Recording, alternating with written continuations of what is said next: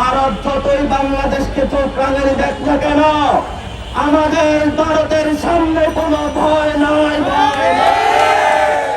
আগামী সপ্তাহের ইলেকশন হবে আওয়ামী লীগের বিরুদ্ধে, আগামী সপ্তাহের ইলেকশন হবে চট্টগ্রামের বিরুদ্ধে, আগামী সপ্তাহের ইলেকশন হবে ভারতের বিরুদ্ধে। সারা বাংলাদেশে সংসদে যাওয়ার জন্য সবাই ভোট চেয়ে বেড়াচ্ছে। আমরা নির্বাচন প্রক্রিয়া যারা কাজ করছে তাদেরকে সাধুবাদ জানাই, কিন্তু ভোট পাওয়ার জন্য, কিছু সুবিধা পাওয়ার জন্য গণঅভ্যুত্থানের পূর্বে শেখ হাসিনার যত ধরনের অবৈধ কাজ, এগুলোর বিরুদ্ধে বাংলাদেশে অনেক দল, রাজনৈতিক ব্যক্তিবৃন্দ ছুটছিল।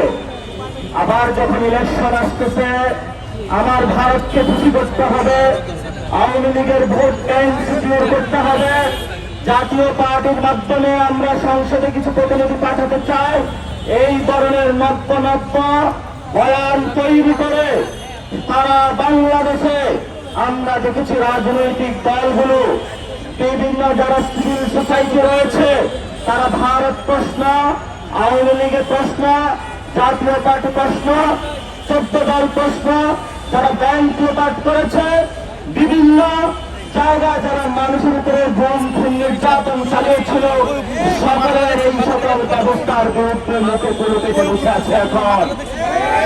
কিন্তু গণঅভ্যুত্থান অগ্নিগর্ভ থেকে যে দলের জন্ম, জাতীয় নাগরিক পার্টি, যুবশক্তি, ছাত্র শক্তি, শ্রমিক শক্তি, নারী শক্তি যতদিন বাংলাদেশে থাকবে, ততদিন বাংলাদেশে আওয়ামী লীগ কোনদিন রাজনীতি করতে পারবে না।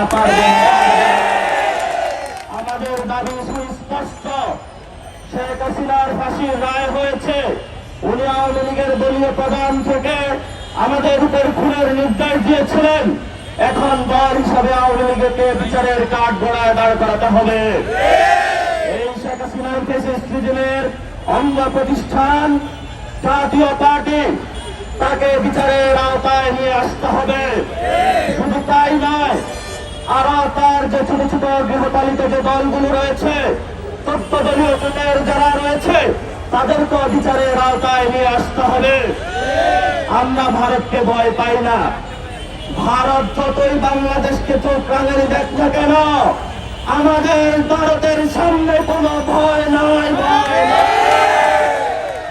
আমরা অনেকবার বলেছি, আমরা এখন বেঁচে থাকবার লড়াই আছে।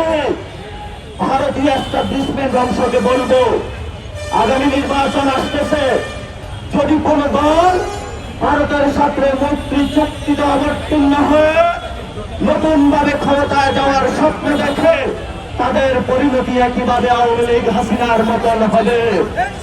এবং গত 15 বছরে আমাদের যারা ব্যাংকের টাকা লুপাট করেছে, আপনার আমার জীবনের অসংখ্য পরিবেশের মধ্যে যে জুলুম চালিয়েছিল, আমরা আজকে তাদের বিচারের দাবিতে মাঠে নেমেছি।